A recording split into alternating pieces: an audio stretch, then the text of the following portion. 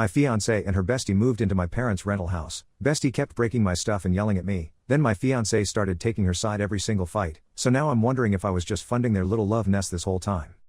Posted by u/Infinite Series 9493. Hi, I am currently going through a breakup with my fiancée, and I need input from strangers. My friends have been validating a lot of my feelings, but I feel like that could be bias. Some context: I, 26M, am engaged to Kate, 23F. We've been together just under 5 years, engaged for almost 2. I proposed on our anniversary. Anyway, this time last year we moved into a rental property my parents own with her best friend, we'll call her May, 27F.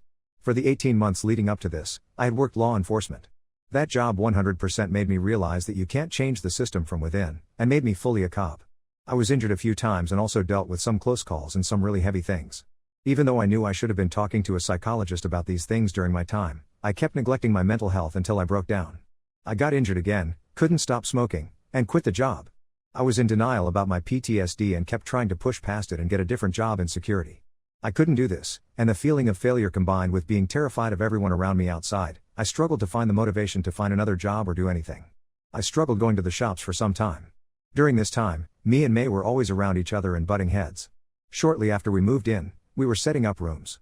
I asked her to not touch some 3D printed D&D models that I had made and painted, due to some breaking in transport and me not wanting to risk more damage. She ended up moving all of them whilst setting up shelves and even unboxed ones I didn't want unboxed. I told her I had specifically asked her not to touch them, and it upset me she did. Her response was I needed to unbox stuff and put it on shelves before the party. We had a housewarming coming up. I told her she could have done that without touching them. She yelled they wouldn't have been touched if you had done it yourself. When I talked to my fiancée about this, she took May's side. This established a pattern: May would do something that crossed a boundary, and she would yell at that. I did also do things which crossed her boundaries, and I did try to apologize and explain that I didn't understand that had been an issue, and clear communication would help me understand in the future. Few months go by, I am terrified of May. Every time I'm around her, my heart is pounding, I'm looking for weapons, my body is reacting to her as a threat. And I unfortunately responded by being angry. I felt like my fiancée wasn't doing anything to make the house feel welcome to me. I begged her to talk to May, and she said she did, but that I needed to apologize first and show that I can change. Eventually in January, it reached a point where May would clean a small section of our patio and sit and smoke. We would all sit and smoke together. She would only clean the section she sat. That area was where I sat most of the time when she wasn't around. One week she got angry because I left my stuff in her spot, and a different day I didn't immediately stop smoking and move over for her. I told her it was a communal area, and she didn't own that spot. The next day I came home, and she was building a couch in that area. I told my fiancé that it seemed like a petty attempt to take ownership of the space. My fiancé dismissed that, but also said I wouldn't be able to sit on it due to the weight rating of it. I tried to overlook it, but I asked my fiancé to bring up moving it, because at this point I was too scared to talk to May and was avoiding her. My fiancé refused for a while, then did and said the couch stayed, and started telling me to suck it up, her actual words. This led to us arguing, and me picking the couch up over our heads and moving it to the other side of the table. At this point May said they were moving out. I said it wasn't going to work with us together in the house. My fiancé and May spent the next 6 months just telling me to stop being angry and apologize, and that everything was my fault. I had felt so ashamed for this entire year I didn't tell my friends any of this until this past week. I was constantly sent to the bedroom when May was around, though she wasn't there every day. It felt like I wasn't welcome in the house. When I asked when May was moving out, I was told she wasn't, then she was. And this kept happening. I stayed scared of May. And then my fiancé began screaming at and berating me for not having empathy, for not loving her or caring about her. I yelled too, but I also slowly began to feel hated by her, and as it went on, I just wanted to do anything to keep her happy. I apologized and was yelled at by May. This happened 3 times in a row, so I gave up. I didn't care about May anymore. She destroyed the friendship we had. I felt so unsafe I wanted her out of my life. But I could never ask my fiancé to give up her friendship. I just didn't want her in the house. I accused my fiancé of having an emotional affair. She denied anything, but also told me May thought she has been in love with Kate, but talked it through with a psychologist, and she just loves her like a sister. This struck me as weird, and a lot of my friends are calling it manipulative. But last week we hit a point. Kate had gone off and spent the night where May has been staying and told me she was staying at 10:30 p.m. She gave May $1,000 recently to fix their car. I finally talked to some friends about everything. They made me feel validated in my fear, my suspicions, and just didn't make me feel crazy anymore. I had been conflicted with how I felt. I knew I was wrong to be angry, and I was sorry for my actions. And I tried to make up from them, but when I asked for the same, I got yelled at for asking. It felt like I was being told May can act however she wants and Kate will defend her, but if I step a toe out of line I will be told off. I felt like a third in my own engagement. Please let me know if you think I'm the jerk or not the jerk. I will try and provide any additional information if possible. Edit, I just found out that Kate has been lying to me for a few weeks about a mutual friend of ours, one of my best friends. Kate told me this friend thought I had changed and was no longer the person I was and didn't want me in their life. Due to this, I didn't reach out to them after the break until this morning. I asked how I had changed and why they didn't want me as a friend. She then denied not wanting me as a friend, told me she still loves me and wants me in her life. We've begun making plans to catch up and talk this weekend. This has made me realize that I well and truly have been manipulated and lied to, and that I'm not going crazy and losing everyone and everything. I don't know how long this has been happening, whether it's the full 5 years, or just since May has been this entwined with our relationship. Relevant comments. Commenter 1. I felt like a third in my own engagement. Yep. NTA time to move on and stop supplementing Fiancée and May's lifestyles. Ops response, honestly, thank you so much for saying this. I started to cry because I felt like I was going mad trying to say everything. This went from me trying to get perspective to letting my feelings out, and I thought it might be incoherent rambling. Commenter 2, NTA. I strongly suggest that you have a witness with you every time you interact with either of them from now on. I guarantee they know exactly how they're triggering your anxiety, and likely PTSD, and are doing so intentionally because they know that they can easily manipulate you in situations once you're triggered. It genuinely isn't safe for you emotionally to be around them alone. Ops response, thank you for the advice. I was planning on trying to have a friend around for dividing assets. Commenter 3, did you ever get treatment for PTSD?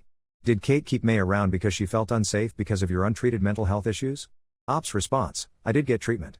And in the past 6 months, she did start feeling unsafe. I do need to keep going with therapy to deal with my issues. We had lived together most of our relationship without any major issues. Also at one point I was very suicidal. My psychologist told my fiancée I should be placed under a 72-hour hold. She didn't want me to go, so I didn't. Commenter 4, how were the bills split between Op and Kate? Op's response, bills are currently mostly 50-50 between me and Kate. May has always paid a lower rent. We agreed $150 before we moved in. And then almost immediately said she could only pay $100 a week until she got a job. She would then get a job, keep paying $100, and when I said I wasn't going to keep paying a third of her rent, Kate started paying instead. May also never paid more than a quarter of any bill. Whilst in law enforcement, I was covering about 60 to 70% of bills when it was just me and Kate. I was okay with that because I was making close to double what she did. Commenter 5, Op should get the ring back. Op's response, I took the ring a few days ago and have it with me at my parents'.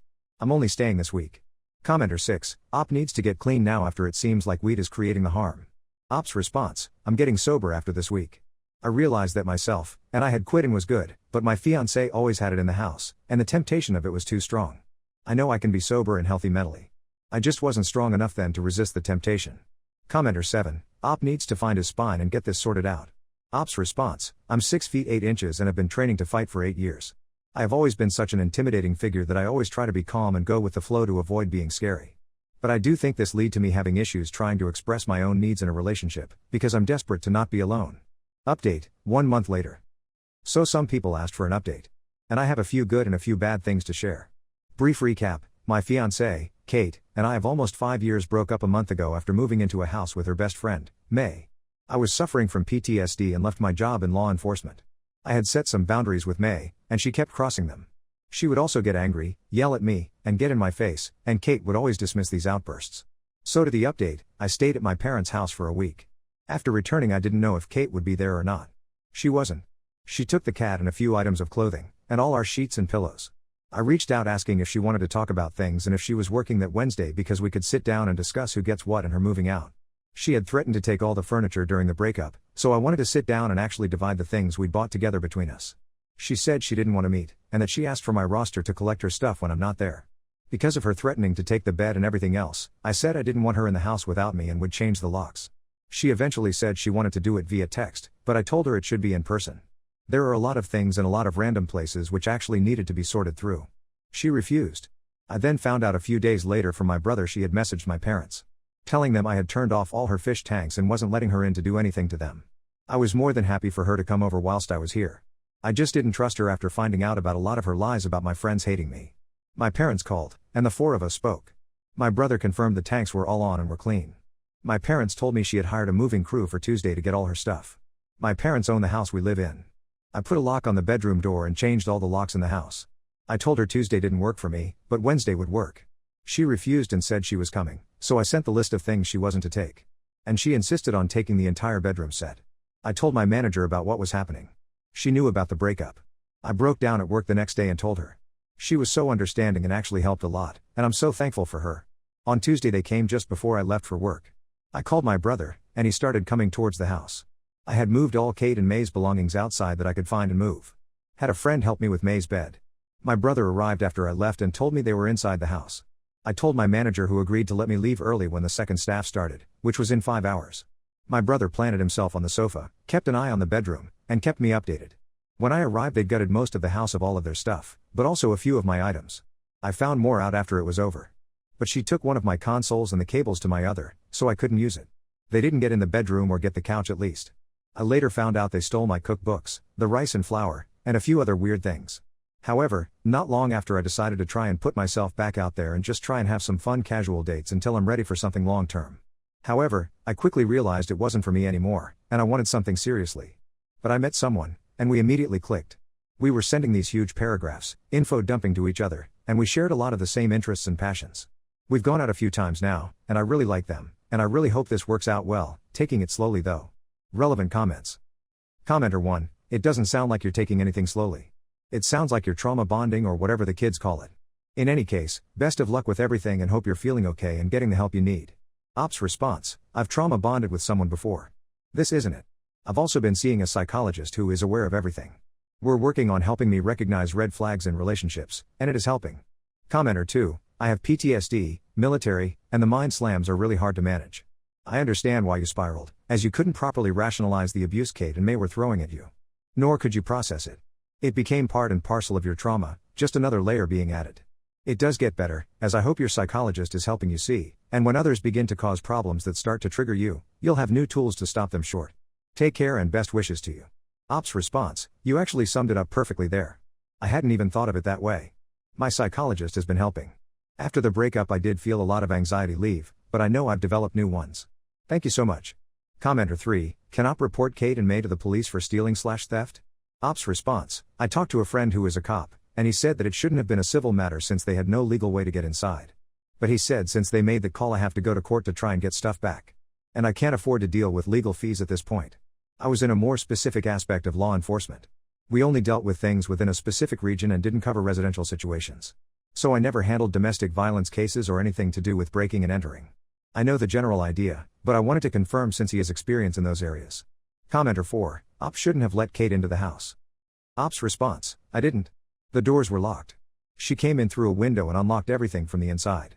My brother arrived and texted me they were inside. I couldn't stop her retrieving her property. It would be theft, so it was placed in the garage with the exception of boxes I had yet to sort through to gather my belongings from. I told them to not enter the house in person and via message. Commenter 5, you broke up your engagement a month ago. Perhaps lay off the dating and stay single and focus on your mental health and well-being? Ops response, my biggest issue was a lack of safety in my home. In the past month I have regained that safety. We've been on 3 dates in the past week and a half for a few hours each time. We're both pretty busy and won't see each other for a bit. But we text and call, not ready for a serious relationship because I need to work on myself, and they are understanding of that.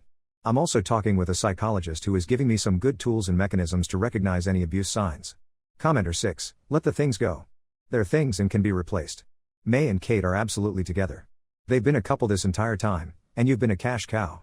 You survived on the job trauma and an abusive relationship. Do yourself a favor, get yourself a pet. I like cats but dogs are good, too, from the shelter. No, don't go to a breeder. Specifically get a rescue. Why? It's hard to explain, but there's healing to be had there. Then go and get therapy. Just work on you and get healed. Keep us updated.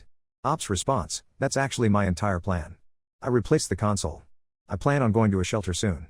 I have been rearranging the house. Had too many echoes of them. I would love a dog, but I wouldn't have the time with my schedule, so I'm getting a cat because I miss the one we shared, and it'll be easier and cheaper. I don't think there will be any more updates unless she takes me to court.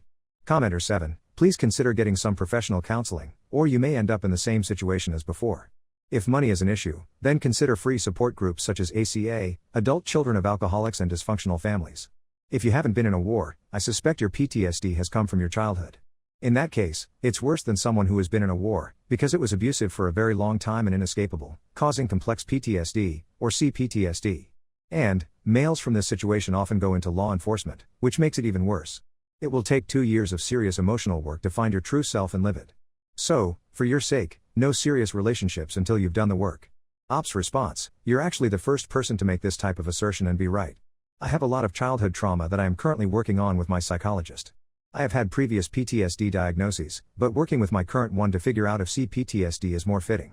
My psych's main goal is recognition of red flags and how to healthily set and then reinforce my boundaries. I still use a lot of the methods from my previous times in therapy which do help. But I can recognize that I've developed new anxieties, and I probably have some triggers I'm not aware of yet. Commenter 8, good luck in your new relationship. Don't let people treat you the way May and Kate did. Most importantly, rely on your support system when you second guess yourself. Don't let people gaslight you into apologizing. Stay happy out there. Ops response, honestly they've already shown me a lot more care and attention. I told them about a book I had been looking for 5 years on our first date. On our second they told me they found and ordered it for me, which is something Kate would never have done. My psych is helping me recognize toxic patterns to avoid, and my friends are helping a lot.